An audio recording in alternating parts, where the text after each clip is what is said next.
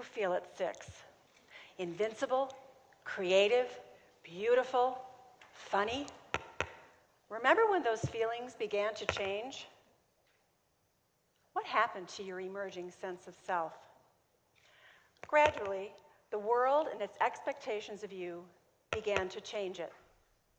First, you learned how to present yourself to gain the approval of the people in your life, your parents and friends, then teachers.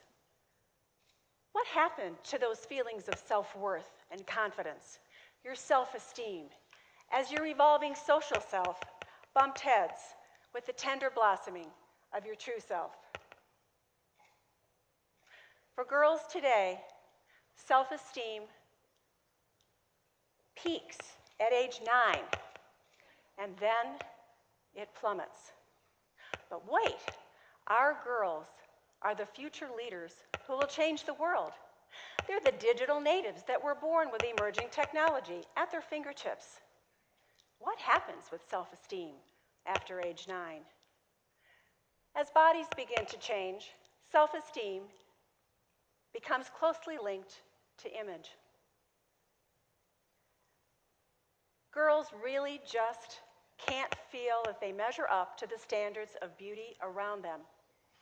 Media images are becoming increasingly more explicit and revealing.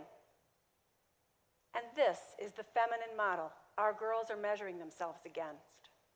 At age 10, 20 to 40% of girls begin dieting. From 10 to 14, many girls perceive smart isn't sexy and begin to hide their intelligence as well as their accomplishments. Any negative attitudes they may develop about themselves compound the risks of their being bullied. Then there's social media.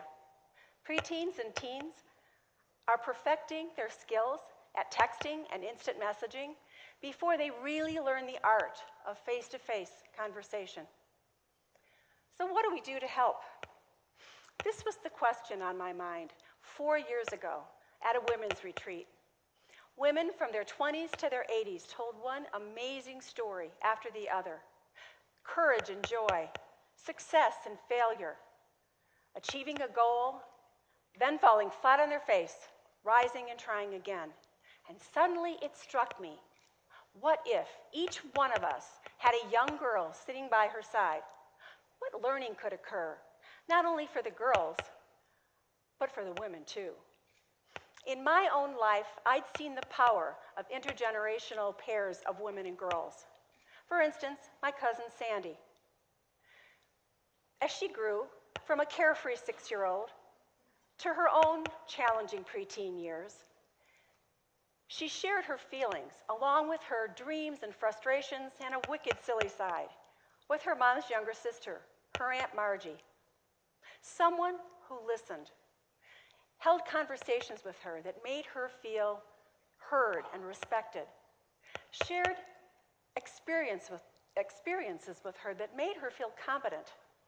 Oh yes, Sandy had doting grandmothers and a loving mom and dad, but the bond that grew between a young niece and her aunt has lasted more than 60 years. My mother, Sandy's Aunt Margie, has been more than an aunt all these years. Back home after the retreat, research on the internet gave me a name for it. Aunt Margie is a natural mentor.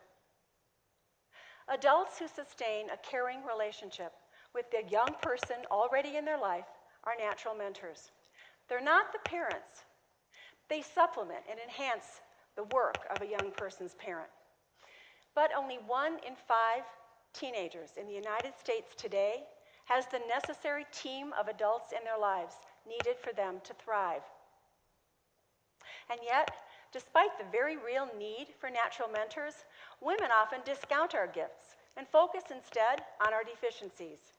How could I be a natural mentor? What do I have to offer a young girl?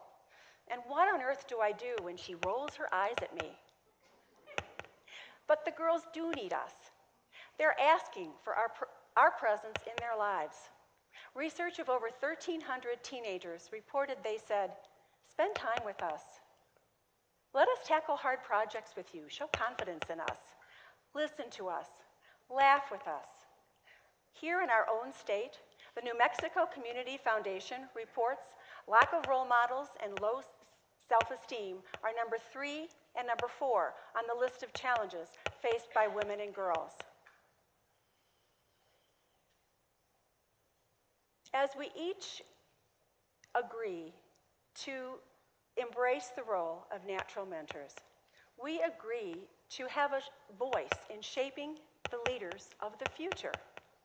Let's make the shift to focus on our gifts by becoming more self-aware ourselves of how we think, of using our strengths, of living our values, of refining the voice we send out into the world. And most of all, by remembering that relationships influence the very wiring in our own and someone else's brain. As a natural mentor, we accompany a young woman on her journey to adulthood. It's a unique journey. We agree to help her discover herself with a capital S, the highest form of self she can be. And we help her as she learns to figure out her work with a capital W, her purpose for being here. We all leave a legacy. And the legacy that matters most is measured in the voice we pass on, a voice that can turn the tiniest interaction into a deep learning experience. Now, ask yourselves, who will carry your voice? Thank you.